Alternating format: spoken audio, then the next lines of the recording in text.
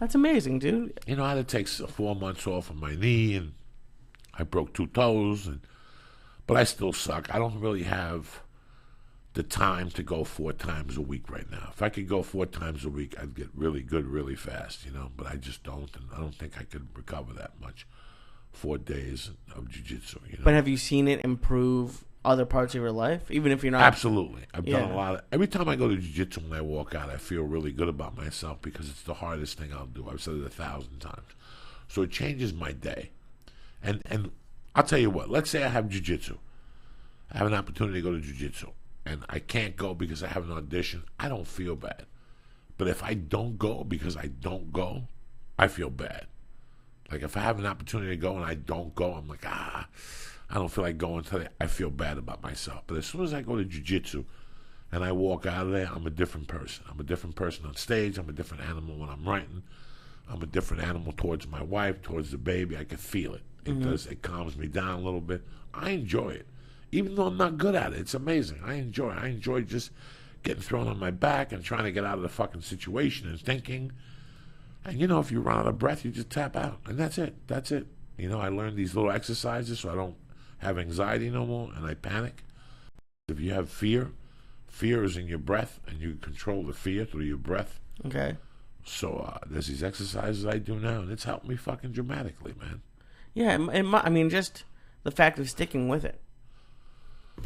It's all about showing up. You know, I see it in comedy. I see it in people's actions. You know, people start things and then they just fall off to the side. And even if you can't go 8 times a week, you know, you do it 1 time. That's why I tell you all the time when I quiet, did you do a push-up today? I always do a push-up every fucking morning at one point. I can't do a push-up, but I try to do 2, 3, 4, and eventually I can get up to fucking 20 again. You know, at 300 pounds, you lose a fucking 100 pounds, you're fucking tremendous. You can do 2,000 push-ups. So it all starts with 1 and just keep showing up, man. I see it with comedy. I see how it affected. You know, I got a weird way of thinking when it comes to comedy, and I don't share my views. People always say to me, why don't you tutor people in comedy? Why don't you? Because I have to have a talk with them before I would meet them. Like, I would have to have like that talk that Andre Carter's father said to him, are you sure? Are you sure? Because this is what's expected of you when you make the jump into comedy. And if you don't jump into it that way, it's not going to pan out for you. It might take you a little longer. You might get to the process, but this is how it needs to be attacked. And a lot of people, when I talk to them about that type of stuff, they look at me fucking weird. Like, did you take days off? Don't you have a social life? It depends on what you want. You got to look at your social life and go, what time's the party from? Oh, till 3. Lee, I'm going to go do a spot first. Yeah, but they cut the cake at 9:15. That's great. I'm 50 years old. Who gives a fuck about your cake? You know, I got to go do a spot first. And then you make deals with yourself, you know. But sometimes, for me, the spot overruled everything. It overruled everything. No matter what you had going on or somebody else going on or what I wanted to do, if I had a way to do stand-up comedy that night, it was going to overrule all this shit I had fucking going on that somebody else had going on. A lot of people used to get fucking pissed off at me. They still do. They still do, you know. Eddie Bravo did 2 tournaments. I didn't show up to either one of them. You know how bad I feel? So now I didn't book that week. I'm definitely going to EBI. It's March 22nd, I think. Oh, in downtown, yeah. Yeah, so I'm going to stay in town for that. But it's, we talk about it a lot, about people's work ethics. And it's not just in L.A., but it's, even, I still struggle with it more than I did even a year ago. But it's hard because you think you're supposed to do all these things. Like, we say Friday night is dick night, but if you had a gig or if there's a podcast, you'd have to work. It's not... Most people think they need Fridays and Saturdays. It's still dick night. It's always dick night? It's always dick night on Friday night. When you get home, you just give mom a stabbing. Right. But growing up, I don't know. I always felt that there was this pressure on you that you had to go out on Friday and Saturday nights. Right. And in high school, I took that away. I used to just not go out on a Friday night just to see how it would feel. Just to see and it was like I would wake up the next morning and make a call and see what I missed. And I would get the report, oh, you missed this guy, he threw a bottle at this guy, we went to this bar, we went to this place and ate. And you know what? What I realized? I didn't miss a fucking thing. Right. When you're young and you're trying to budget, you can't go out 7 nights a week sometimes. So I would go out 3. You know, when I went out, I did coke, there was pills, there was cars, there was clubs. It wasn't, $10 to go out. Right. You drop 200, in those days. Now you drop 400. I'm just saying, 200 for a kid when you're just in the street. You do 3 nights a week. That's $600 fucking dollars. That's $2,400 a month and just going out. I was doing that, Mm-hmm. But still, I was still budgeting, like going, well, I'll go out on Sunday and get fucked up. I'll go out on Thursday and get fucked up. Maybe Saturday and get fucked up, So I was always... And people think they're entitled to it. Like, if you told somebody, oh, you have to work Friday night, a lot of people say, oh, I have to go out Friday night. What made me think about it was, it's snowing so much in Boston right now that the college I went to had to cancel all classes. And they're scheduling remake classes on the weekends for a little bit just to catch up. And some kids are signing a petition not to do classes on weekends. And I'm just like, and when I was in college, I probably would have thought the same way. But just looking at it now, I've had to work so many weekends. Like it really doesn't, like just because you don't want to take a class because you usually go out Saturday night doesn't mean anything. I had I think if I wouldn't have lost my parents, I think that I would have watched more sports on Sunday. But because I lost my mom and I had a different mindset, and sometimes I had to sacrifice. That's one of the sacrifices, To some people, I don't put it down. I just don't understand it, but they don't understand my way of life. So that's what makes life interesting. I don't understand how, if you have an opportunity to make money on a Friday night, doing something that you love. That's the other thing we got to discuss. Doing something that you enjoy doing. Let's say you had to work. Let's say your boss came to you and he goes, you got to work Friday and Saturday. And you said, fuck it. How about I just work Saturday and Friday night I'll work. Whatever. Pick one. That I could see when you're 20, 22. That's a hard, when you're fucking 20, your friends are out and here you are working at a fast food fucking restaurant to pay. Your parents will pay for tuition, but you got to pay for room and whatever the fuck. Your food and your books and your meals. They make you a pretty good deal. You got to come up with 300. So you get a job at Taco Bell. You make 600. You have 300 for you to party with, and 300 for you to pay for your, to justify your fucking existence. Right. Yeah. A lot of those jobs when you're in college are Friday fucking Saturday nights. Yeah. You're either bartending, you're working the fucking door, so you sacrifice that already. I wouldn't. When I was in high school, when I quit high school, that September, that August for like 2 months. I had a job that you worked Friday nights. And when they told me what I was going to make and what the job was and the benefits, I didn't even think about it. I still got out at like 10 o'clock if I wanted to. I still had the whole fucking night. But some people, wow, how the fuck can you do it? My friend Glenn, who is still at UPS, he fucking gave up Fridays and Saturdays in high school. Friday nights. Mm-hmm. Because he had that job 11 to 2.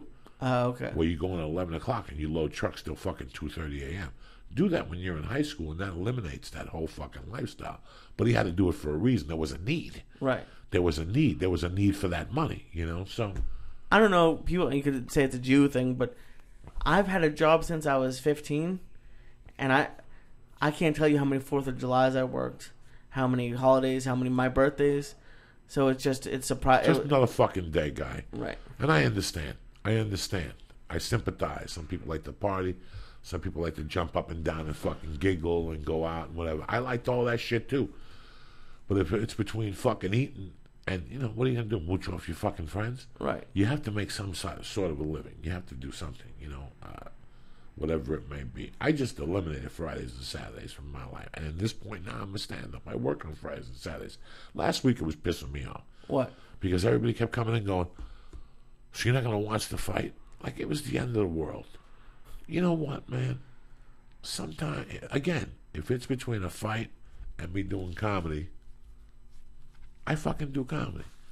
I don't give a fuck if it's a $15 spot or I'm working a weekend at one of my favorite fucking clubs. If they call me from the Comedy Store on a Saturday and they go, hey, you have a spot at 10:45, and that's when the fight starts, so be it.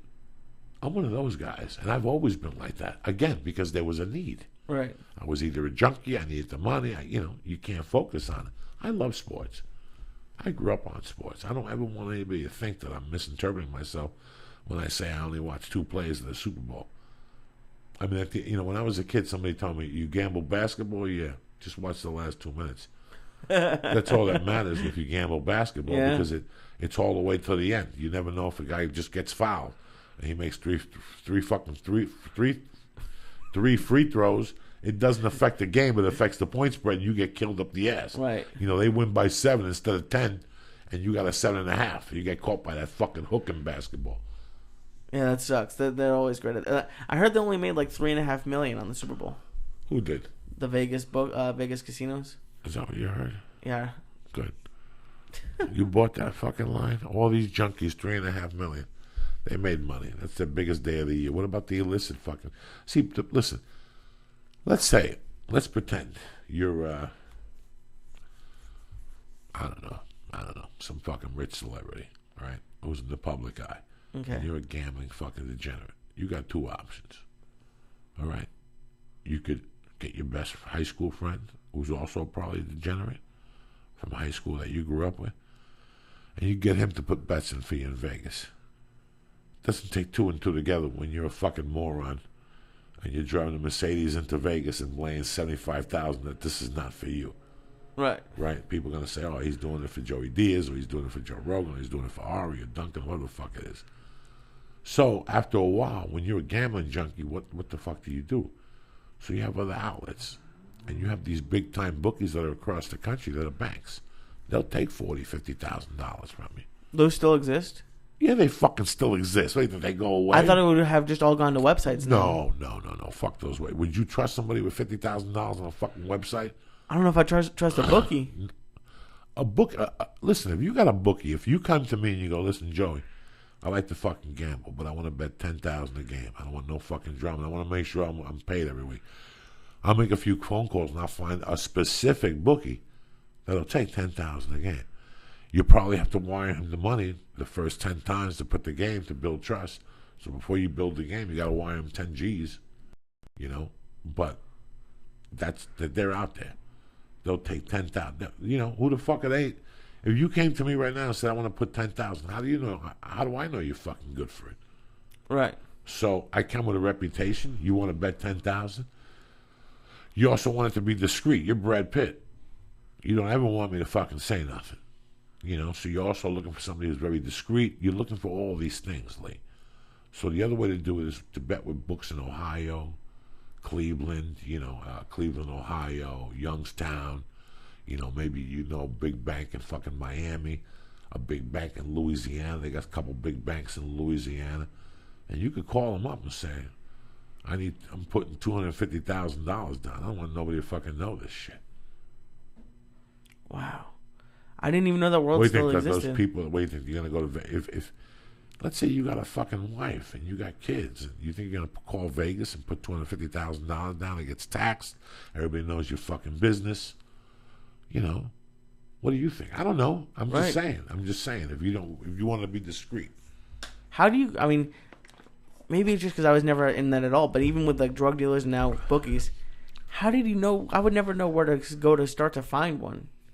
You go to a bookie. But let's say a bookie goes, I can't take that type of action. Yeah, but they don't have a sign above a window.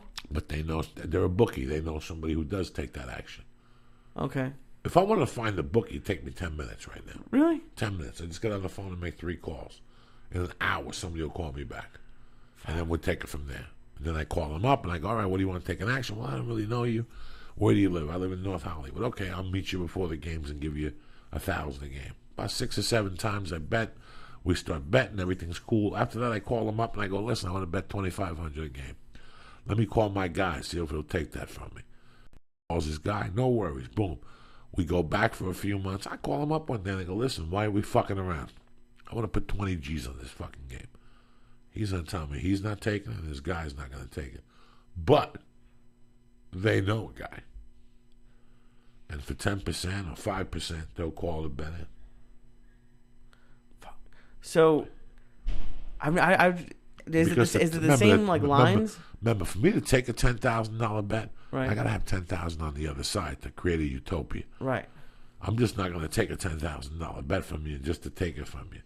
I got to have a $10,000 bet on the other side, so if whatever happens, I get the vig. Oh, okay. That's how I make my money. I get the vig. So when you put a $10,000 bet in, if you lose, you're paying me $11,000. Oh, I'm paying Tom Segura $10,000. I'm keeping that $1,000 off the top. That's how a bookie makes a living. He's not just going to take your $10,000 bet without a backing over here. Oh, okay. Okay, so he takes $10,000 from you. I got to make sure I got 10 on the other side. I don't lose. So let's say at the end of the night I got $38,000 for New England, and I got 31 for Seattle. I'm a cocky guy. I'll keep 33, and I'll call 5 into a buddy of mine in Miami. Oh, okay. All right, let's do it. What's up, my brother? How you doing? You know me, dog, over here fucking schooling Lee on the lessons of bookmaking, explaining a utopia to him. I was explaining to him, like, if you called me, George, and said, Joey, I know you a long time. I really like George St. Pierre. I want to put 10 G's on him. I would say to you, well, go to the sports book. You know, Joey, I work right there. I don't want people to know my business. You know, okay. I call the guy, right, and he says, yeah, he'll take the bet. That guy just doesn't take the bet, George. He has to have somebody else on the other side betting $10,000 on Seattle. Because no matter what happens, if Lee loses the 10, he gives me the 10, I pass it right to you. Lee's giving me 1,100.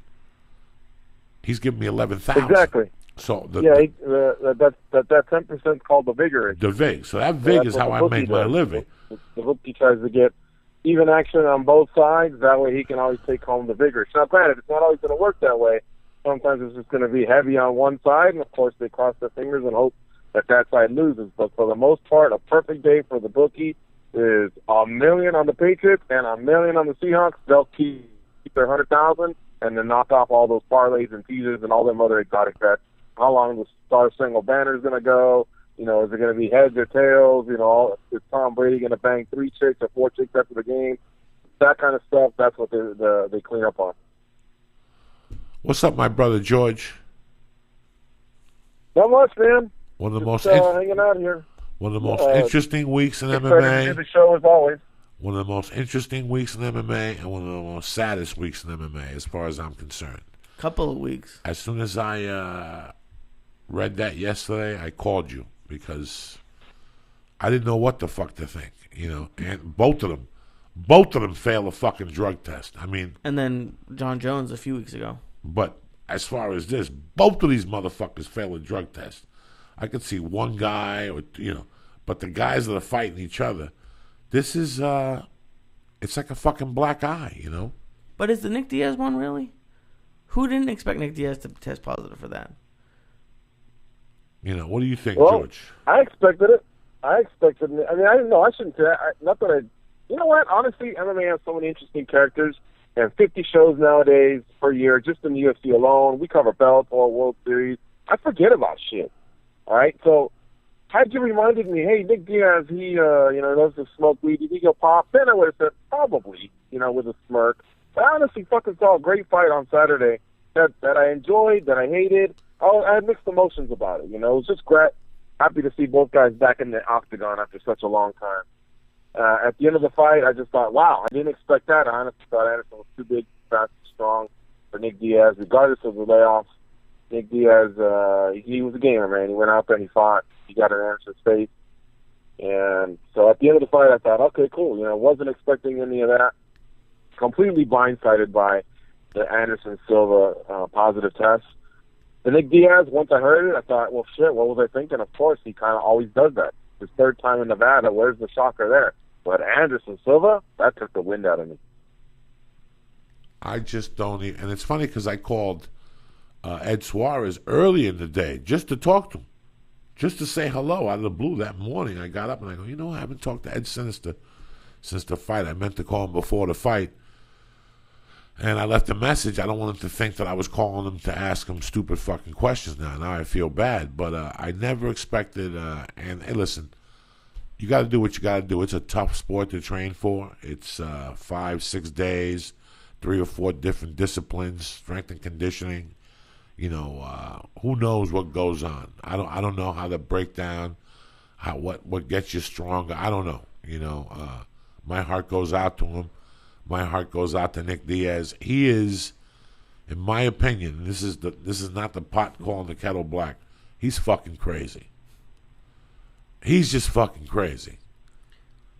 Like, we are definitely related. Somewhere along the line, our bloodlines are definitely. How old is he right now? I'd put him around 32. That's what I was at 32. He's 31. He turns 32 in August. Are you fucking kidding me? They're giving that lunatic $500,000 a fight. His rent is $800 a month. He has a bicycle. He doesn't go out. He doesn't. I don't even think he drinks. He smokes pot and he throws those fucking nunchucks around. And he goes to jiu-jitsu and he swims and he runs. How much weed will $500,000 last him for? They give him pounds of weed at that fucking store up there in Stockton. They give it to him. I mean, yet somehow he doesn't manage the money right because he's always complaining about being broke. Either that or he's trolling him. I know he has a strict diet, but when he goes out, everything's organic, and that thing can add up a little bit here and there. But still, you're right, man. That's $500K plus his endorsements. It's going to last him a long time. Well, this time it's going to have to last him a long time because this is his third offense. So the first one's about 9 months, and then after that, they listen to what you got to say and go from there. But man, I don't know what the UFC is going to do. The UFC's got to start cleaning things up, and they're going to have to make examples out of someone. And who knows, man? Maybe it'll be this cat. This cat sells tickets, though. Diaz does sell tickets. He's a character. He comes to fight. I don't know. To speculate would be foolish on my part because I know I'm going to be way off. And I'm in the industry, and I'm ashamed to almost say that. But honestly, I can't fucking figure out Zuffa, which resides about 5 miles away from our studio here in Las Vegas. Can't figure them guys out. I can't figure the athletes in our sport out. It's a confusing time to cover the sport and to be an MMA fan, which I still am, man. I may cover the sport and talk to these fighters every day, but I'm a fan. And as a fan right now, I'm just a little sad and disappointed. But you know what? This is an ongoing soap opera. I would call it General Hospital. It's not going to end. The sport's going to be around for a long time. It's just General Hospital, and this is just Luke and Laura fucking 30 years ago doing whatever.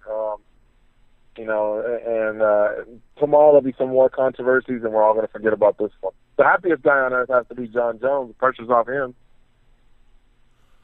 Well, I hope John Jones recovers. I hope all that goes well. This, to me, is just, they had a disaster year last year with injuries, and it opened up the fucking year. They just lost 3 more fucking guys. They just lost Weidman. They lost Anderson Silva off the roster. They lost Nick Diaz. Jacare got hurt.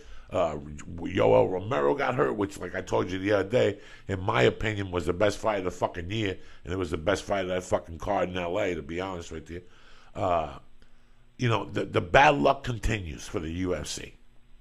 Right immediately, last night I sat there at one point and I wrote UFC, karma, whatever the fuck I wrote on Twitter, and I saw a couple fighters retweet it and a couple MMA people retweet it, and I could just imagine, I'm going to get that call from somebody. But in my world, it's like the UFC was fun. The UFC was fun to watch. There was something about it, and all of a sudden it became something else too quickly. And I think they're moving a little too quick, I don't know what it is. I have nothing against Conor McGregor, but I don't like how this whole situation has been handled. To get the truth out there, that's the truth. I'm not going to lie to anybody. I don't like how the situation's been handled. In what way? From A to Z. I just do not like it. I see what it is. I see what it is, and it breaks my fucking heart. That's it. Well, can you expand on that a little bit though? What do you mean? Like they you don't like the way he has opened his mouth and gotten opportunities as opposed to other people that used to maybe have to win more fights to get to the position he said? I think this whole thing started with Chael Sonnen. I think that when he was talking stuff about Anderson Silva, and going a little deeper than what should have been, and calling the Nogueira brothers names and stuff like that. I think right there Dana White should have stopped that. It became something else to me. And this is a guy that I love and respect, but he was talking too much. He wasn't really covering the spread. He was not covering the fucking spread as a UFC fighter. He was talking, he was selling tickets, but it was like a fad diet. And then look what happened. Boom.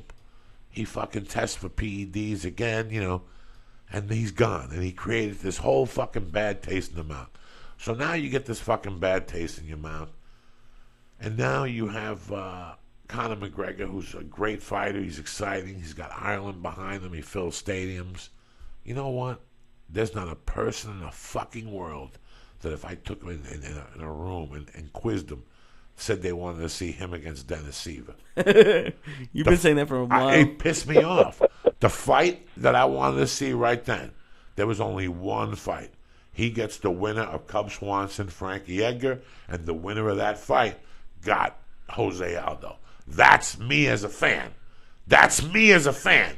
That was the right move right there. When they put him out, and okay, Dennis Seaver's tough, and he destroyed Dennis Seaver in a tremendous fashion and all this shit. I still have a bad taste in my mouth. And I know Conor McGregor's working hard on his jiu-jitsu. I know that he's doing a tournament in April. And it's like they're buying the kid time. And I get it. But I look at the gates, and I look at the pay-per-views, and they just raised the price on the pay-per-views. So you're holding out on one thing, even though you're making money. You're making money across the board. But if this kid wins this fight, you're fighting in an arena. So this whole thing has been sold because this kid's fighting in an arena. I don't like the pictures of him drinking out of a fucking coconut. I don't like him talking about how he's not even in the fighter hotel. He's across the street in the Fertitta suite. I didn't like that. They're all fighters. What does Frankie Edgar feel like at home when he sees that and hears that? What does GSP feel like? They made millions for the organization. They're walking around the fucking MGM in the morning, and so is fucking Frankie Edgar. This kid's at the Fertitta suite and making the fighters feel bad about it. I saw the interview with Chad Mendes when he told him he was going to have his ball sack on his face. It's just becoming something else. And if for some people... A little bit too much close to pro wrestling, where I don't know. things are fabricated, like the storylines, the outcomes, or... Well, not the storyline. It's not the storyline. There's nothing fake about getting knee to the fucking head and getting body slammed and getting arm barred and shit. I just don't like the path they're taking. That was it. That's my whole fight right there. I wanted to see Frankie Edgar against Conor McGregor. That's it. I didn't like when Conor McGregor jumped the fence and went after him, and Dana's bodyguard was right there waiting for him, and he held him. I just didn't like all this. It's disrespectful all over again. It's what we learned with Chael Sonnen all over again. I'm not saying that this kid's going to get popped for steroids. I'm not saying these things. Again, I'm not saying nothing negative about Conor McGregor. I'm just letting you guys see the situation that I see. So, all right. So let me ask you something here. Going back to Anderson Silva, you guys think he's done? I didn't see the whole fight. I'm not gonna lie to you, but the mood I got from people was that he was done, or that's it. We want him to go out like this. That's it. You prove your point. Your leg healed. Come back, beat somebody, get a payday, say goodbye, nod your head. Go back to Brazil, spend your fucking McDonald's money. Open up a school, do lectures, whatever the fuck you want to do. But to go out this way, we're never going to see him again. They're going to suspend him for 6 to 9 months. He's pretty much done. I was 50-50. I thought before I heard about the PEDs, I thought, okay, maybe he's going to go off right here and blaze the door. He's talking about his family, wants him home. But right here, he's going to get an automatic 9 months. He's already pushing 40. And, even though he's come out and put out a statement that he says he's never put anything illegal into his body, come on, man. They don't mess these tests up. They have before, but fuck that, man. No way. It's going to be tough for him to prove his innocence. Well, you know, I don't know. He's saying that they may have tampered with it, or the procedures. He's going to find loopholes in the procedures of the test. Yeah, Chael Sonnen did an interview today, and he said, "Man, if he did it, just come clean." I've seen this with Barry Bonds, Roger Clemens, Lance Armstrong. I don't know, man. It sucks. He made a mistake, is how I look at it. Now the question is, do I go back and do I believe that he did this the whole time? Because at 32 years old is when he got into the UFC. A lot of guys are on their way out at 32, and at 32 he gets in the UFC and starts lighting fools up. So it wouldn't be that far-fetched to think that he could have done all this his career, But he passed every single test, so we got to believe that he didn't. And in this instance, he did, and maybe it was the trauma coming off the broken leg. He needed something to recover. It was fucking with him mentally. Who knows? He slipped up, but I guess that's the next thing we're going to have to try and figure out and see how forthcoming he is. The thing I don't understand is the argument against using steroids, especially in fighting, is that it would give them an unfair advantage and they'd be able to beat people up more than just a normal person would. But then we don't hear about this until after the fight already happened. So the danger would have already happened. Like, why don't the results come out before the fight? Yep, $1 million question right there. Well, both for him and John Jones. For Zuffa and say that there's no way that had they known they were going to stop the fight from happening because too much money's at stake. Hell, they're even pulling the finger, saying that the commission may have known, and of course the commission makes a decent payday out of it as well.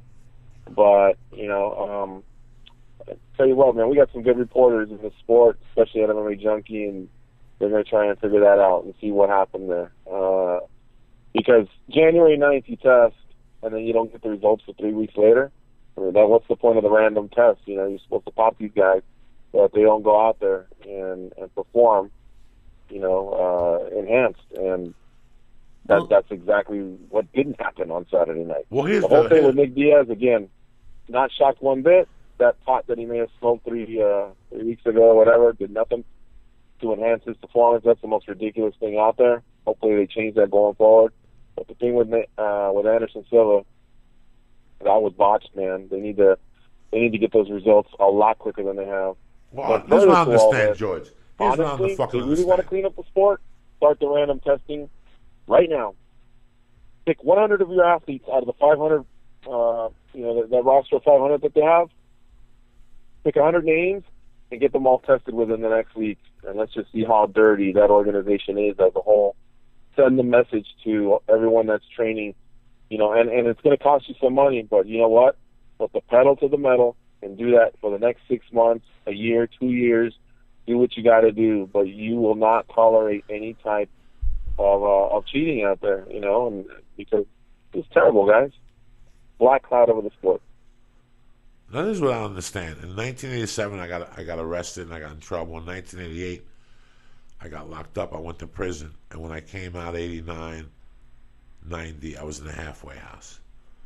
If you pissed on a Monday in 1990 at a halfway house who has state funds, which has no money, I would always look at the boxes when they tested me, and that's how I knew. So let's say I had 6 tests a month. They would test me for 4 of them were just for cocaine, but for 2 of the 6. So 4 of them will be for cocaine, and 2 of them will be for everything. Like when I went to court with my ex-wife, my ex-wife was pissed because she kept saying I was smoking dope, right? Even though she was stealing dope from me when she dropped the kid off. Here's the beauty of it. She paid for urine tests that I had to take. My attorney talked to the company and just tested me for blow, not for THC. So the whole time they would get the report and they would say I was clean for blow and other things, but they weren't testing me for THC. My point is, the tests were coming back in 2 fucking days. That's what I was going to ask you. Why are these fucking tests coming back 3 weeks later? The UFC has money. These people have tests. When you get a job in Vegas, they pull a strand of hair out of your head and they tell you everything you fucking did, every dick you sucked, every pussy with a yeast infection you sucked for the last year. Did you know that, George? You do know that. Yes. You got a job as a fucking valet at the MGM Grand. Right there, before you could say, I'll be back, they go, bing! They take a fucking strand right out of your hair, and they come back and they go, on November 28th, you had 16 martinis, and you took 3 of your mother's sleeping pills. That's how good the fucking tests are. That's how good the fucking tests are. All right, that's one thing. Number 2, let's talk about John Jones. I love John Jones. I don't give a fuck what happened. I don't give a fuck about the blow. Listen, he's 26 years old, all right? The same with Nick Diaz. They're 30 fucking 1 year. You know what I was doing when I was 31? Do you have any fucking idea, George? No, I was fucking acting just like Nick Diaz, even crazier. You know, here's this kid who, when did John Jones piss in a bottle? December 4th or something? A month before his December fight. 4th. December 4th. What happened was, I'll chime in on that other thing you were saying. So, Anderson Silva and Nick Diaz, that random testing that they had, it's called the WADA testing. That one's blood. Okay, it's random, and they know that throughout the camp, there's probably a good chance they're going to come because the UFC's been doing that for about a year now. And that one's blood. That's the one where it has to go through a procedure, and then they go through, I think there's one of the agencies is in Salt Lake City, the other one's in L.A. It takes a while, man. It's got to be faster than what it is, but that's what happened.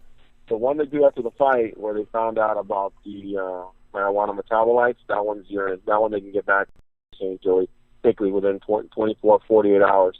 So that's why we got the result on Nick Diaz right away.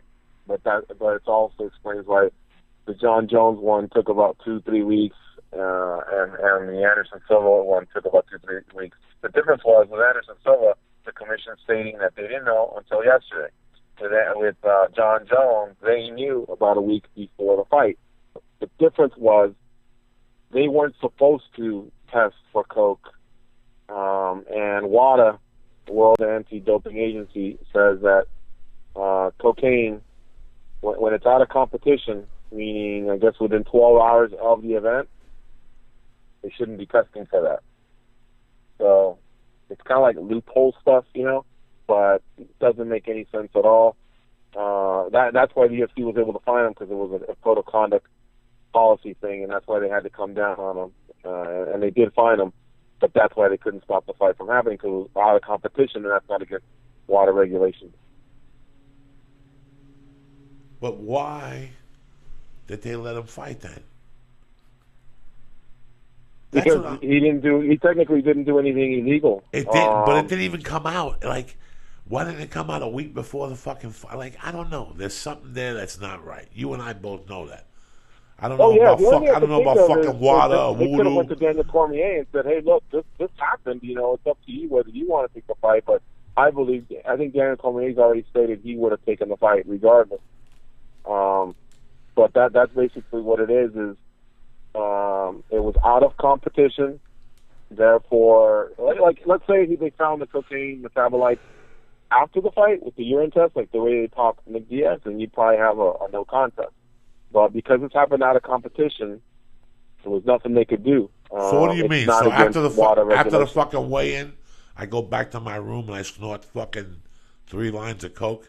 So the next night when I fight, after the fight, I come up positive, and that means I did the cocaine in competition. So you're telling me 12 hours? There would be a no contest, and technically what you said would probably be out of competition, because they say 12 hours before the event. So that would be Saturday morning on of a pay-per-view. That morning if you did something within the 12 hours, then that's called in competition. But like you said, after the weigh-in, it would still come up on the test.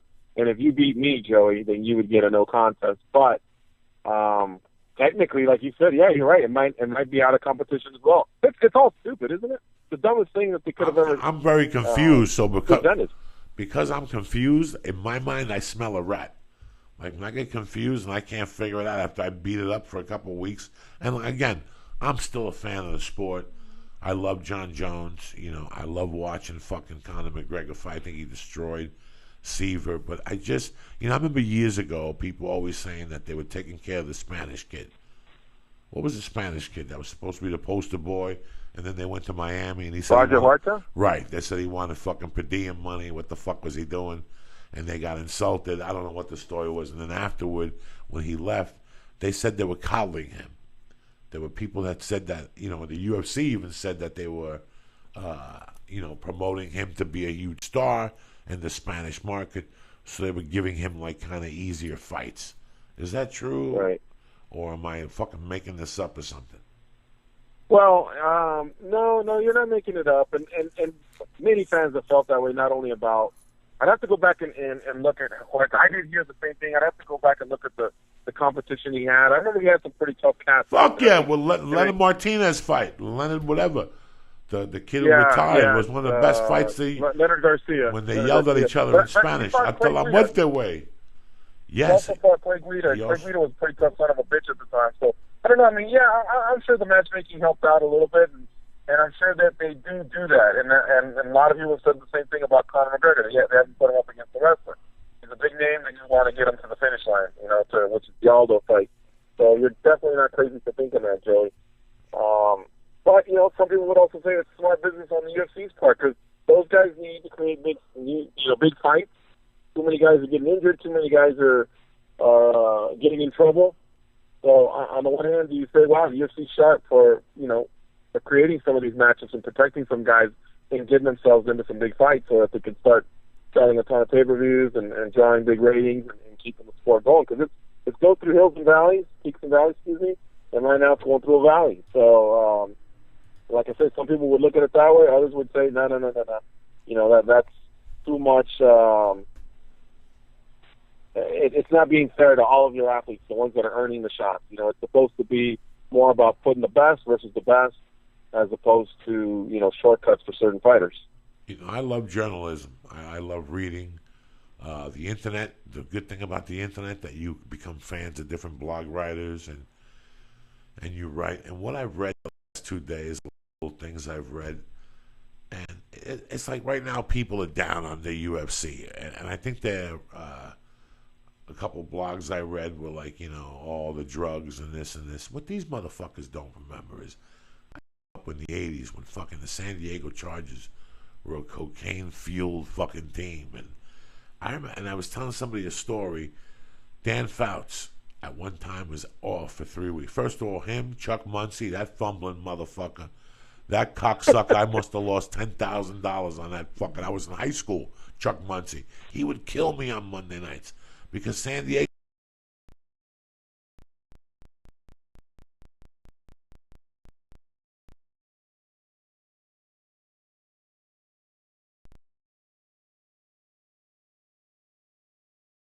basin motherfuckers, and nobody really knew what was going on. And then a couple of years later, some guy wrote an article. He wrote a book or something, and somebody sent me like pieces of it on an email. And I read the excerpts of a book, and there was a story in San Diego where they were in a hotel room, coked up to the gills, the San Diego Chargers. And Dan Fouts was walking around with a gun, and the gun slipped, and it shot him in the arm. And they called in those days, they had a liaison with the San Diego Police Department. They called the liaison. They got a doctor to come over. They stitched him up, and they said he slipped and fell, and he hurt his shoulder. No, he shot himself with a .22 in the fucking shoulder. I mean, this was the NFL back then. Look at today, an NFL player got caught with 200,000 in his fucking car. Yeah, and like 63 grams. And 63 grams. I mean, listen, there's good and bad in every sport. Don't be down on somebody. Yesterday people were talking about drugs and shit. Listen, those guys in the NFL don't get to be 6'6", 290 pounds because they don't do something. At one point or another, ain't that the truth? And then they go into broadcasting and they're right back to being 6'3", 220 when they're playing like 80 pounds bigger. But I'll tell you what, man, he took me down memory lane because I remember those Charger teams: John Jefferson, Wes Chandler, Kellen Winslow, Air Coryell. Air Coryell, I do remember those rumors around Chuck Muncie. I did not know. I thought that struck me more as a choir boy, but wow. No, look up Chuck Muncie online tomorrow. If you look up Chuck Muncie online, Chuck Muncie went crazy years later. Because some kids were talking Monday. I went to this meeting and they were saying, well, Seattle, I can't believe they threw the ball. And I go, you motherfuckers are too young. You motherfuckers don't remember Air Coryell. That motherfucker would throw a 1-yard touchdown. Listen, they could be 3-1, and he would throw a 40-yard fucking bomb. That was his frame. That was why they were Air Coryell. What was his name? Chuck Coryell. What was his name? The coach? I think Don Coryell was Don the coach's Coryell. name. So the name of They their called him Air offense was Coryell, Air yeah. Coryell. Dan Fouts had the body of a fucking Michelob bottle. He was the most unhealthiest looking quarterback you ever seen in your fucking life. He was square. All he did was throw. That's all. He couldn't move out of the pocket at all. He never got a yard. But right. They would have thrown it from anywhere, dog. They didn't give a fuck. 3-1 from the fucking boom, 40-yard fucking touchdown, because they didn't give a fuck. They threw it down your throat. Long time ago, huh? Nobody remember that? Yeah. Let me tell you something. Their games. Yeah. I remember all of that, man. Those were some exciting times. You always had to bet the over with them, and the overs were like 60. Who fucking bets an over when it's 60? And I remember going to bed one night on Monday night. The final score was 58-52. Like, that's the type of games they played. 54-48, 48-40. They had no defense. They had no defense. Their offense was everything. Their game strategy was, listen, we're just going to bomb these motherfuckers to death. Don't worry about defense. Do what you guys do. Just make believe you're doing what you're doing. But you're right, Dan. There's problems in all kinds of sports. Yeah, there's fucking problems. And every fucking... MMA's not immune to it. We're just all waking up by now. I think the UFC, again, it's a term I use constantly, because when I see somebody slipping in a personal view or a business view, it's the law of diminishing returns. It happened to me 2 or 3 times in my life. I learned my lesson, and I never did it again. You could only do so much, George. You could only. Did you guys hear that Anderson Silva's still going to be allowed to coach Tough 4 Brazil, Tough Brazil 4, whatever they call it? Yes. They're filming here in Las Vegas. Him and Shogun, who are the coaches, and the UFC decided to stand by him and to let the process play out. He put out a statement saying, "Nope, they must have tampered with the testing or whatever, because I've never put anything illegal," like I said earlier. But they're going to stand by him. That surprised me, honestly. I thought they were going to replace him and get another coach. But that's going to disappoint a lot of people, because if you do want to make a statement, and if you do want to project to your fans that your athletes are clean and you won't tolerate anything, then I would have believed that if they are going to let the process play out, they could have done it without him being in a coach's role. When it comes to that stuff, I don't know. I don't want to cut somebody's legs off because of a mistake. I've made tons of mistakes. I wouldn't want somebody cutting my legs off. If he can't fight, maybe he's a good coach. But I think if it was anybody else, if it was a lesser fighter, they wouldn't have had any problem, because I was thinking about it when you guys were talking about all the rules. The UFC is a business, and then all the athletic commissions are rule that just general fighting sport, so they're not connected at all. The NFL has its own rules, and it's kind of governed within itself, and it's just crazy how much input they have, and all the UFC really cares about at the end of the day is money. They don't care if they're doing drugs. They don't. They want more exciting fights. It's like the end. Yeah, if somebody with a lesser name was in that same position, I honestly think they would have cut them from that coaching. Yeah, he's not going to be around. When you project too much, that you're only going to protect everyone at the top, and you're trying to let everybody know that you treat all your athletes the same, it's fair across the board, this, that, whatever. And then you do something like this. It doesn't sit well, man. Did you see all the other athletes, how pissed they were at the way the John Jones situation unfolded? And granted, it was kind of out of UFC's hands a little bit because of the fact that they couldn't penalize them. The commission couldn't do anything about it. So I kind of get that. But still, until the athletes kind of got all the facts and all that, they were attacking Super. A lot of them did not like it one bit. And they didn't like... But, this thing with Anderson Silva, man, it's not done. I'm sure we'll learn more. They grew, guys, and they're going through growing pains. I was just sitting here going, when they were just regular, they didn't have all these problems. So when they started reaching out to Macau and doing all these cards and doing, Fox Sports and Fox Sports 1, and you don't know what, the prelims on the fucking computer. And I think that they have a lot on their plate, and I think that they're going to hopefully, I don't know, it's just the law of diminishing returns. You can't sell T-shirts and open up different markets, and it's just too much. And now they added women to fighting, to the sport, so they're getting adjusted to that. That's a complete different thing they don't know about. What the rules are. They can't fight with a tampon. Who the fuck knows? You don't fucking know. You don't fucking know. It's a fucked up rule. Next thing you know, you get karate chopped and a tampon comes out of your pussy on national TV.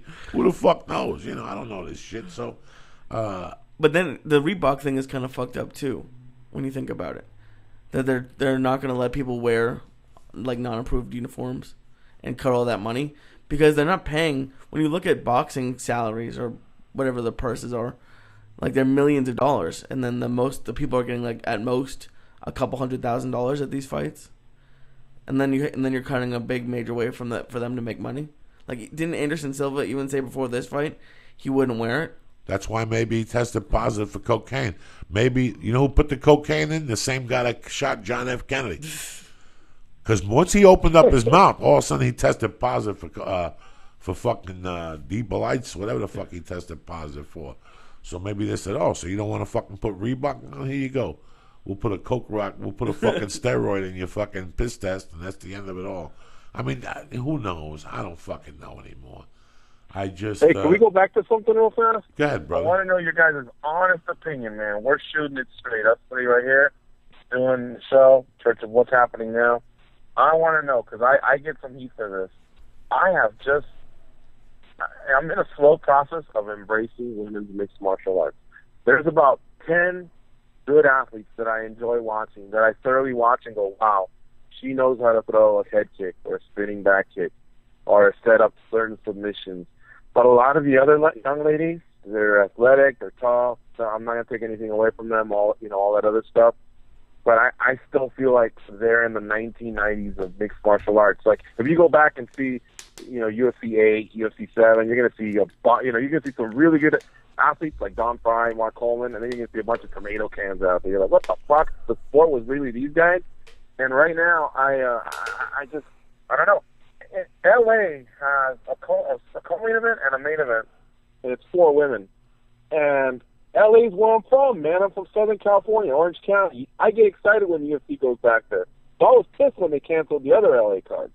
And I wasn't too happy when Ronda Rousey was headlining against Liz Carmouche and Lyoto Machida and Dan Henderson were the co-main. But whatever. I'm not sexist, I swear to God.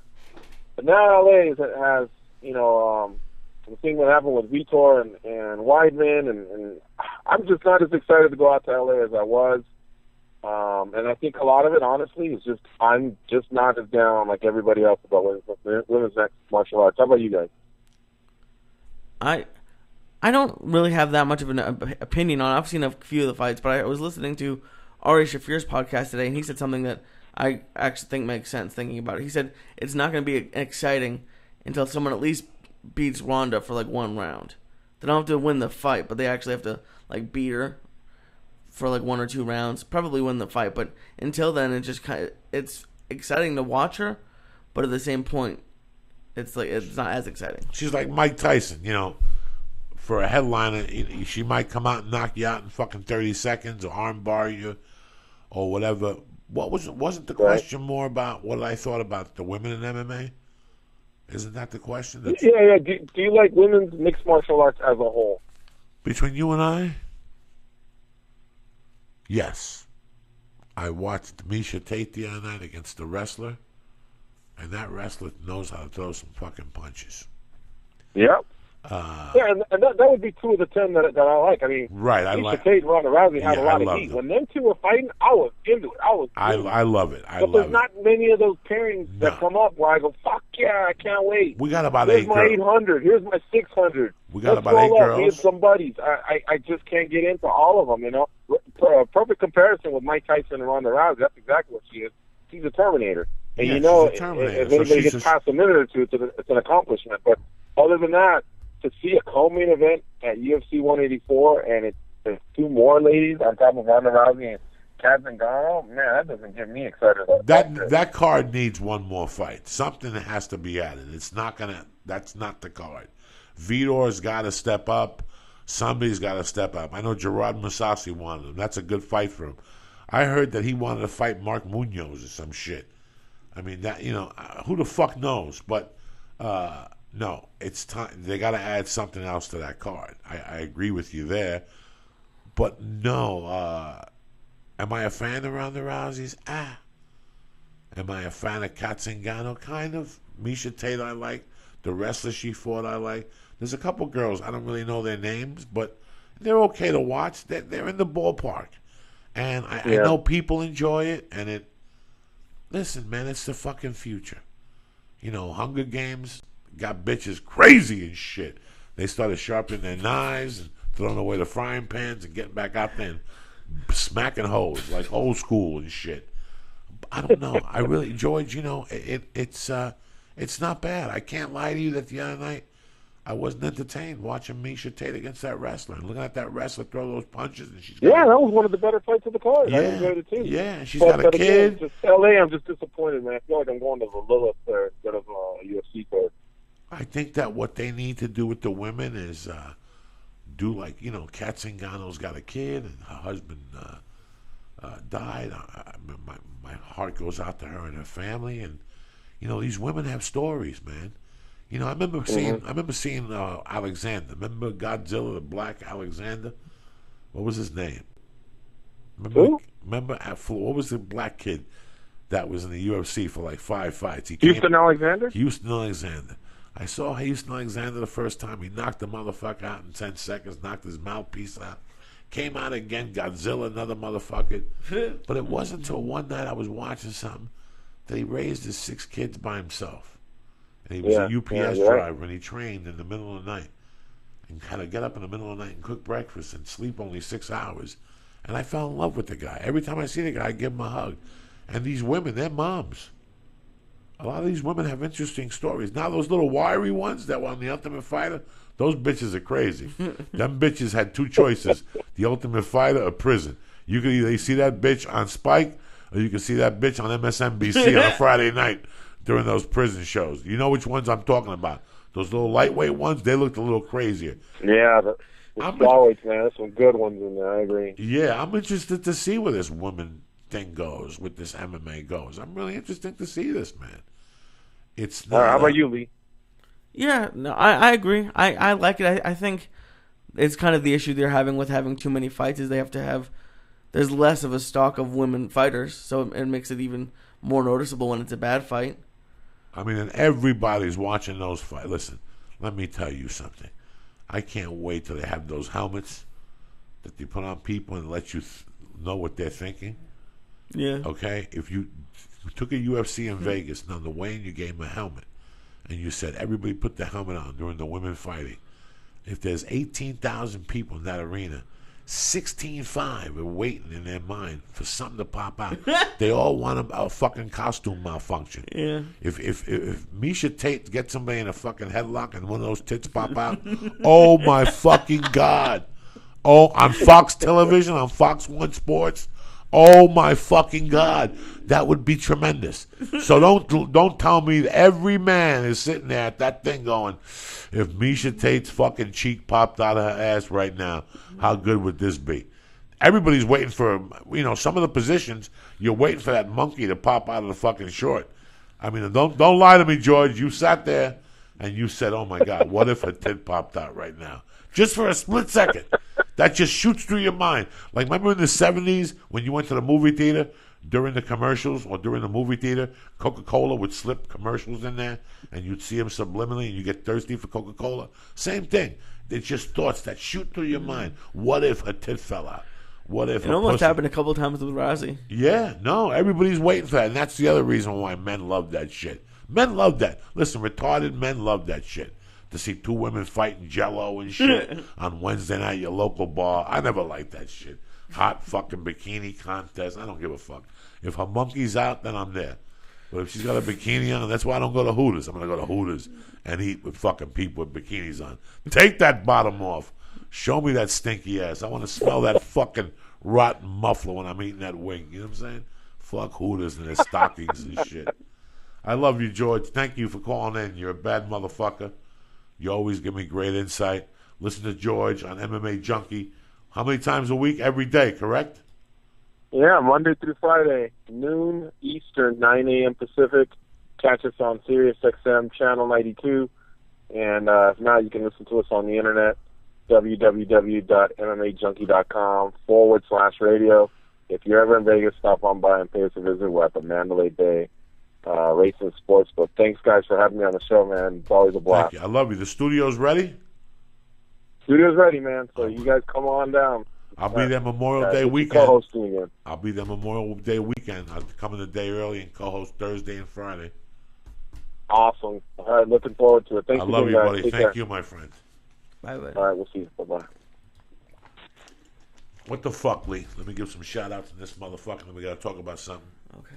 very important. Alan Brahan, Casey Schmidt, you German motherfucker, your little buddy there. I finally found your letter. I had it in a back pocket. I took it out. That's why I don't give me shit at shows, cocksucker. Noah Pastic, Harry Henderson, Brian Nelson, Jose Perez, Jay Dummy, and Ookie Spooky, you sexy motherfucker. I'll see you next week in Austin. What's up, Lee? We got to discuss something here with the church. I just got to shoot this duck. Let me talk to you people about something. I don't want to bring you people down, but let's get this out on the table right now. We've had 2 call-in shows. Great. I fucked up because I didn't put out a topic. Lee told me today. You know, I love when I go to these fucking comedy shows, and after the show, we get to talk a little bit, and there's always 6 or 7 motherfuckers that pull me aside and say that me and Lee or whatever changed their life, you know, my story about prison or whatever the fuck they say. And it's kind of creepy when you're after a show, you know, especially when a man is looking you in the eye and saying that you helped him out. It's fucking creepy as shit. You know? And you don't even know this fucking guy, you know, but he listens to the podcast. And maybe you take something from what I said, you know, whatever. What, you mean creepy? Whatever, Lee. You know, I pull you aside and I go, hey, man, I did time. Whatever. People talk to you, and sometimes it just seems off color. I know where they're coming from. And then I do emails, and people go, listen, you inspire me to do this or whatever. And I appreciate it. And then when we do the call-in show, people call up, and they're like, hey, man, we really dig what you did, blah, blah, blah, blah, you know, whatever. When my father was dying, you were there. Something about your funeral. Here we go. Fucking the Fast and the Furious. I got the Chinese against the fucking Polacks tonight. I'm going to tell you something, guys. That's all great and dandy. We help you out, or maybe a story, or I help you relate. I just want you guys to know that you guys help me out.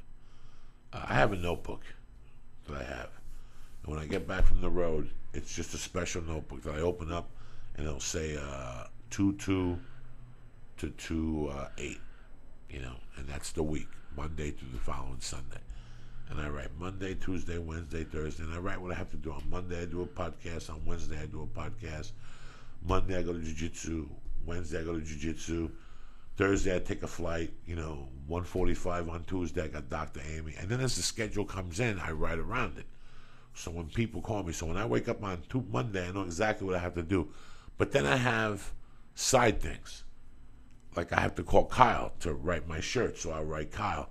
I have to go get blood out, take blood out for this knee. I'll go write blood on the corner. I'll put my goal for the week to work out. 2 weights, or I'll put 2 bikes and 2 jiu-jitsus. And then I'll put Jackie. And that's my daughter's name. And I've been doing this for about a year. Every week, that's my other daughter, the 25-year-old. And every week, that's how I start my week. And by the time I leave on Thursday, I always check off all the shit that I'm supposed to do. Like today, it said doctor, 10 o'clock, 11 a.m., jiu-jitsu. It said David Foley. We're supposed to meet our friend David Foley from whatever. I erased it, then it said 8 p.m. podcast. That's my day. But some part of the day, sometimes I have to call somebody in there. But my goal for the week was always to call my daughter. It's been, and I'm not lying to you guys. And I told my wife that I showed her a notebook. I go, look at this. Every fucking goal this week for the last year has been to call my daughter every week. I say that to myself. I got to call my daughter. I got to call my daughter. I got to call my daughter. Well, this week, yesterday, she turned 25 years old. And I wasn't even thinking about it. My friend Lubes called me on Monday. He goes, tell your daughter I said happy birthday. And because it's Lubes' birthday also on the 3rd of February. So he was born on the same day as my daughter's. So we did the call-in show Monday night, and it was on my mind Monday. I thought about calling her. You know, I've been thinking about it. I thought about picking up the phone in a couple of hotels because they wouldn't see the incoming call calling in. And they would pick it up. And then I would go, hi, this is Joey Diaz. And I talked to Jackie, and I would catch him off guard. So yesterday I woke up, and I had to do something in the morning. And then I had to go to daycare with my wife and Terry to look at daycares. And we walked to the daycare. And midway there, Terry goes, what's going on? I could see the smoke coming out of your ears. And I didn't say anything. I go, no, I'm just thinking about, I got to put Mercy in a fucking daycare, you know. She's growing, you know. But and then I went to the daycare. When I went to the daycare, Jackie, I used to walk her to daycare when I had her. I used to be a roofing estimator. My wife used to cut hair. So the daycare was up the corner. So while I was at that daycare, I started thinking about my daughter. Oh, my God, last time I was in the daycare was I would pick Jackie up. And then once she had a kid that bit her, so I told her to bite the kid back. And they didn't let me come back to the daycare. So I left there yesterday, and my goal was to go home, eat lunch, and call Jackie. And then I got high, and I didn't call her, and I took a nap instead. And I woke up, and I sat up at the computer, and I go, you know what? I got to get the fuck out of here. I took a shower. I got dressed. I went to the weed store, and I went to Marie ETC. I bought a fucking sugar-free coffee. I sat down. I opened up my notebook. And to top it off, the chapter that I'm writing right now, that I'm trying to write for this book, is about me walking away. What really happened? You know, I was going to war with them, but the only thing that was keeping me alive was comedy. It was the first time in my life I was making strides doing comedy. And then I realized the truth. That's what I told you motherfuckers. The truth of the matter was that they yanked this little girl from me. They yanked her from me with the cost of attorneys. Like, I was looking at it and how I would only get her on Wednesdays from 2 to 7. And every other Sunday from 2 to 7. And basically they yanked her from me. But they yanked her from me in a legal way. And the beauty of it was they laughed in my face. And when I always talk about the kiss of death and karma and things coming back, well, let me tell you something. It was the way when we giggle here, how I rob somebody and I giggle about it, it was done to me.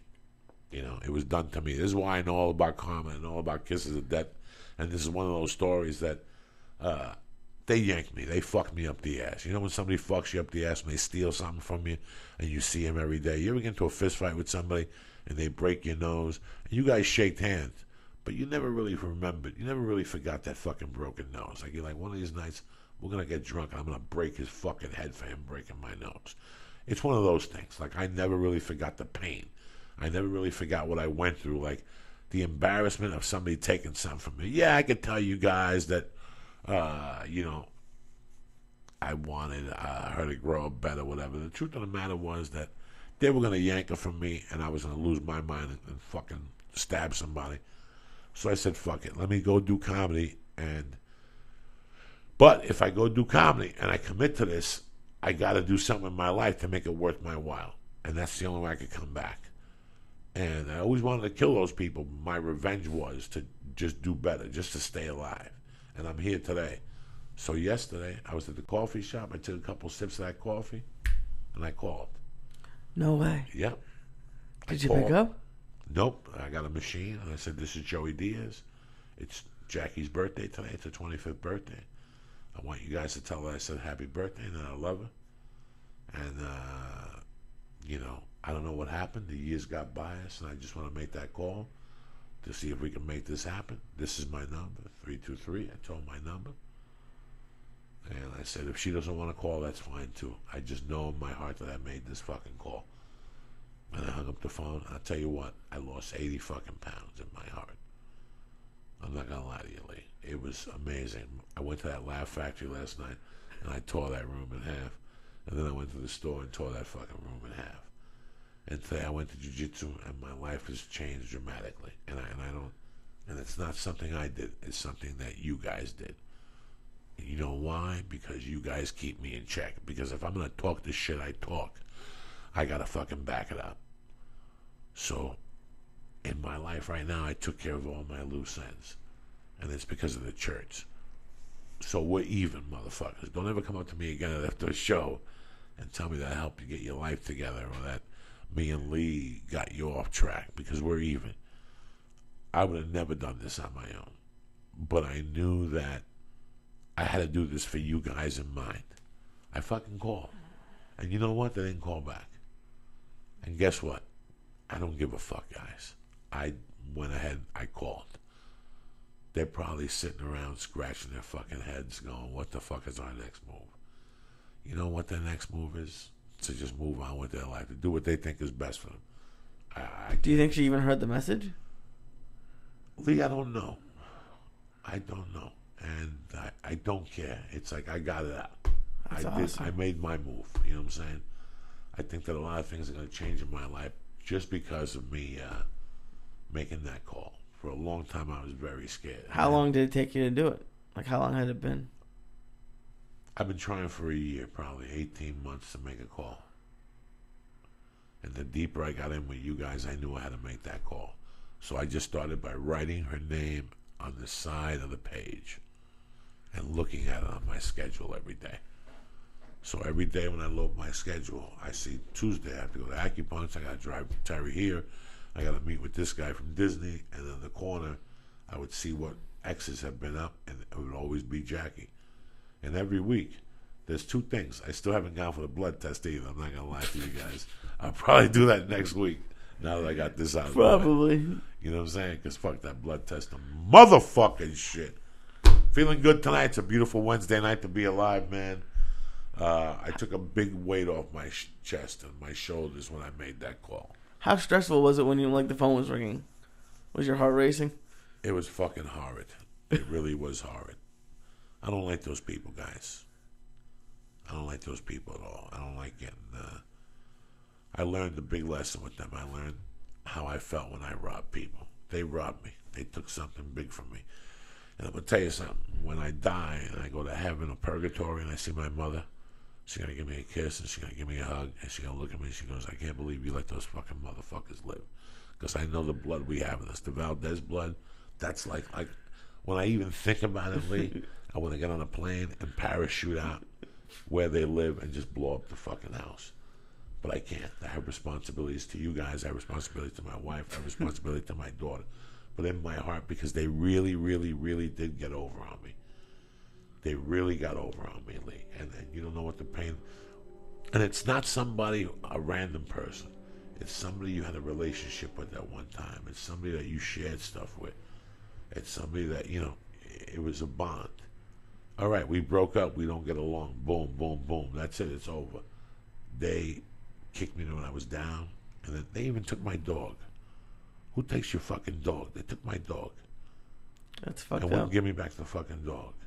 Like they were like antagonizing me. So part of me to this day feels like a fucking pussy for not fucking them up. But I wouldn't have done anybody good in jail. I didn't belong in fucking jail. So I just want to thank you guys for keeping me in check and making me think at least in that direction that I had to do this. And I owe it to the church. I ain't gonna lie to you. I wouldn't have done it on my own. I'm a fucking pussy. That's awesome. That's really cool that you got... I mean, it's... Did it happen because it was her birthday, or were you just ready? It was because it was her 25th birthday.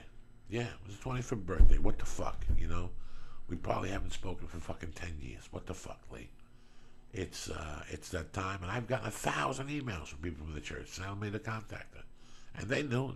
I always knew they were correct. I never felt out of line. I always knew that they were correct in what their words were. There were a couple people that were assholes about it, But I did it, and that's it. That's what the church is all about. You know what, man? You take baby steps, whatever it takes you, but you're always working to that fucking goal. And that's all I ever fucking do, man. Just working towards that goal a little bit, you know what I'm saying? What do you got planned this weekend, fucko? I feel you, dog. What are you doing? What are you doing Friday night? We don't have any plans yet. But you gonna keep it loose this weekend? No fucking Chinese restaurants in Hong Kong Village or nothing?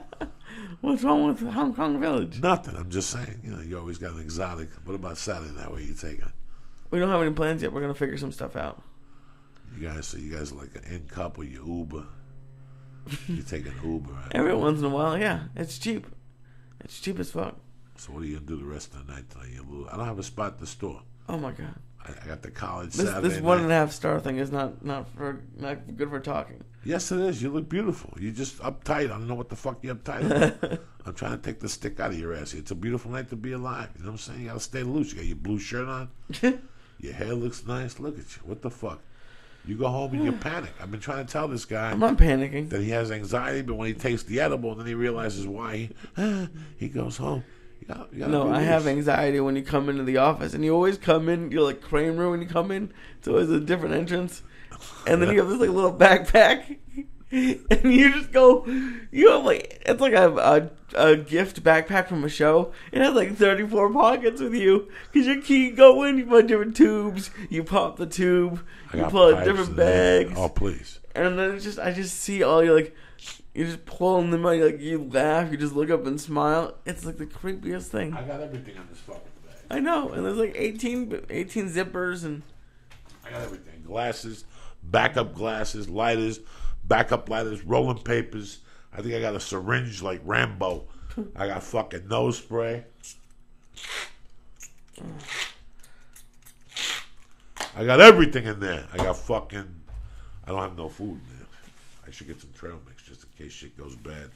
I'm always prepared. I got a few carbohydrates.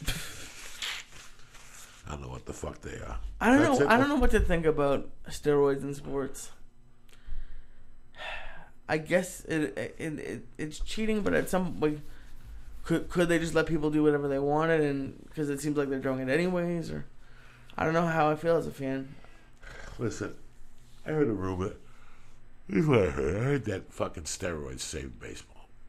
At that time, I wasn't watching baseball. Was it like Sammy Sosa and McGuire and stuff? Yeah, I knew that they were having that baseball race, whatever the fuck they were doing, but I wasn't involved with it, so I wasn't paying attention. You know, in football, what do you want to see? You want to see hits. You want to see people blasting each other. Now you can't do the helmet. The helmet's no more. They have a lot of restrictions and whatnot.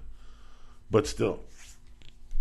I mean, I don't know. It's like a hypocritical type thing. It's like I'll do but don't. You know what I'm saying? Like, especially with the NFL, because they sell pictures of the hits, and they used to have like DVDs of the best hits, and now all of a sudden they care. It's like the same thing we were talking about with the UFC, where it's just all about money.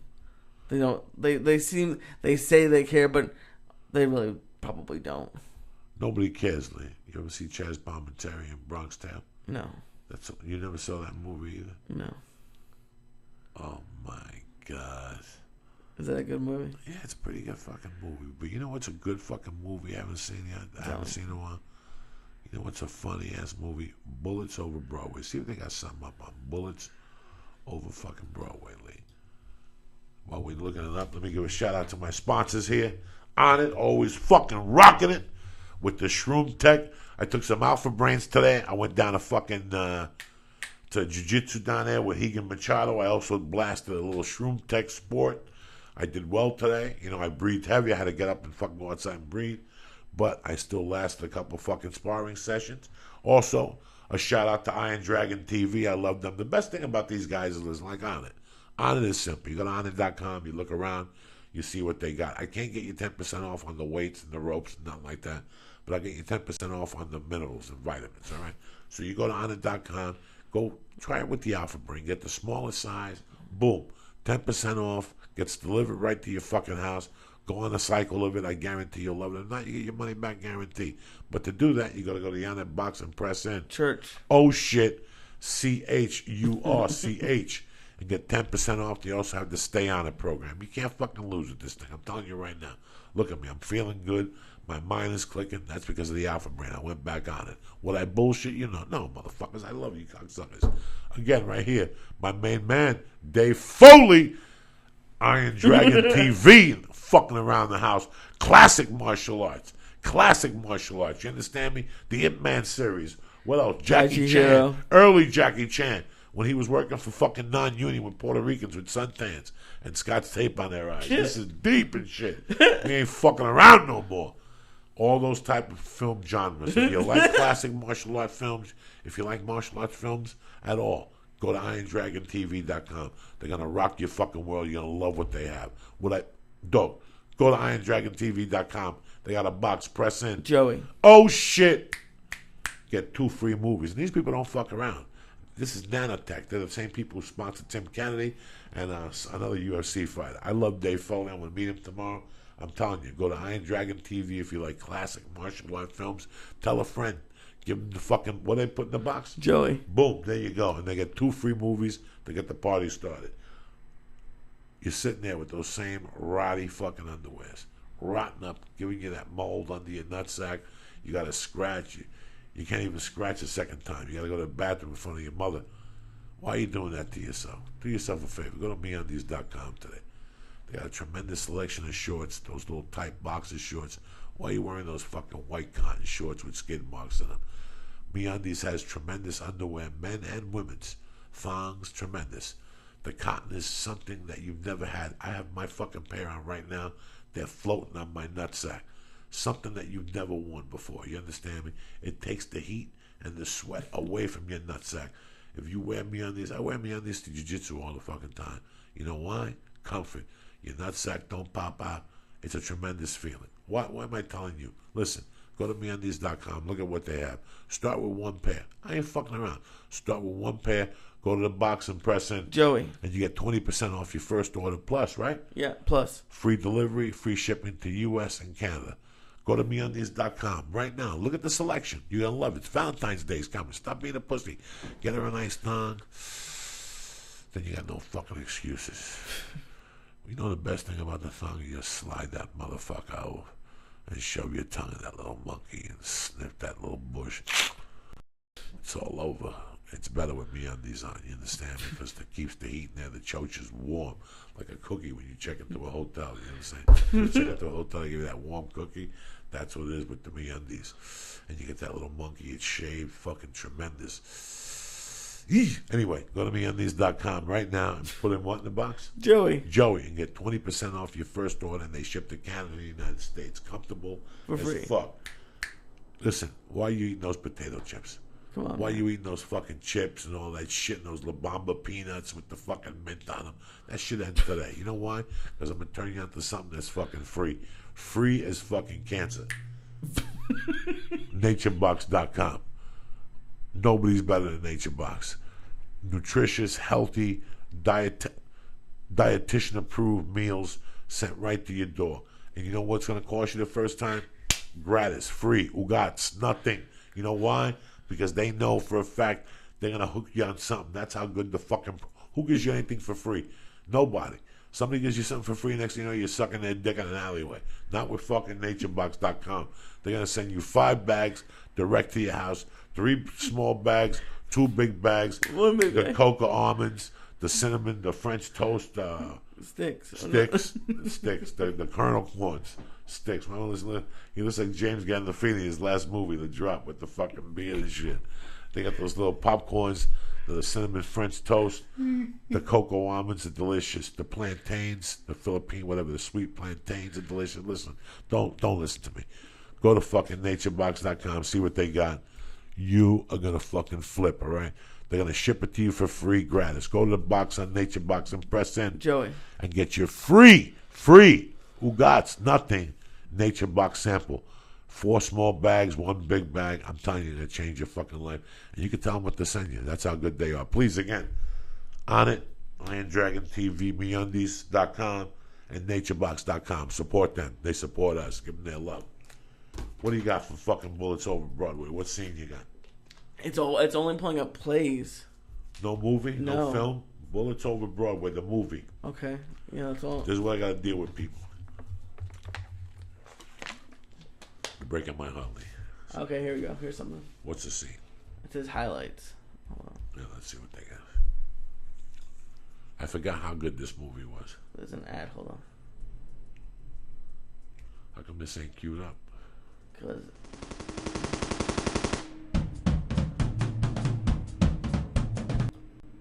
fluid, it's because it's lighter fluid.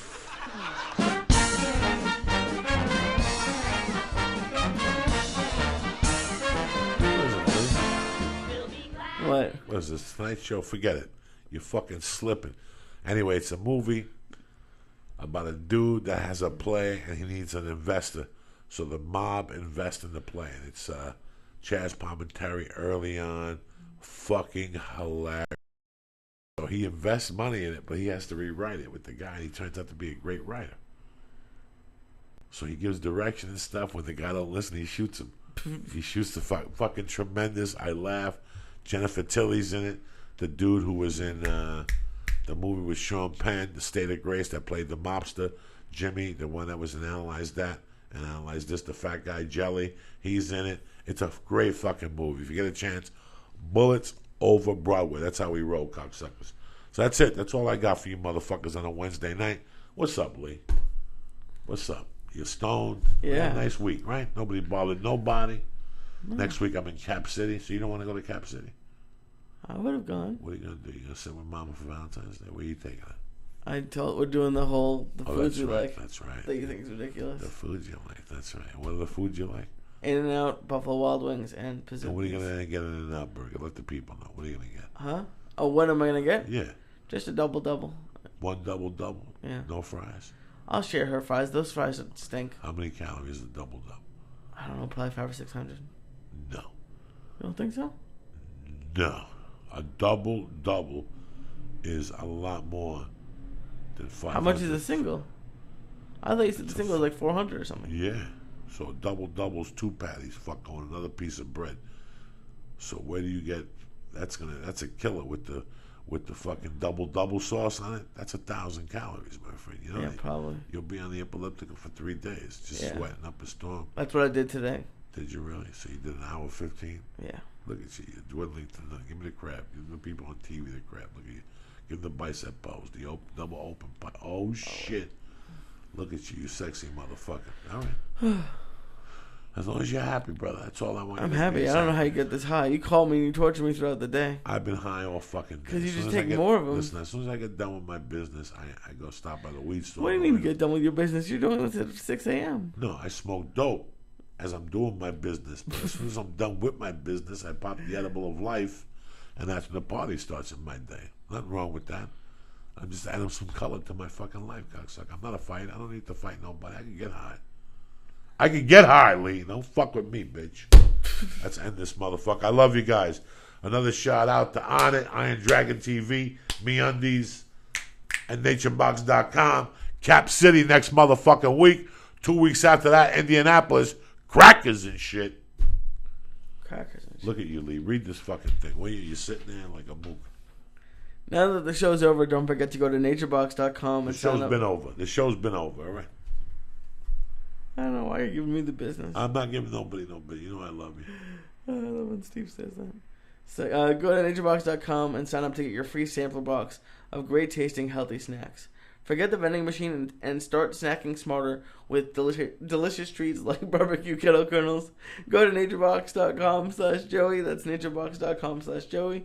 Go to MeUndies.com/Joey and get 20% off of your first order of men's and women's underwear. And right now they're going to give you free shipping in the U.S. and Canada. Go to IronDragonTV.com and use code word Joey to get 2 free rentals of all of their great martial arts movies. And go to Onnit.com and use code word Church to get 10% off of all their optimization products.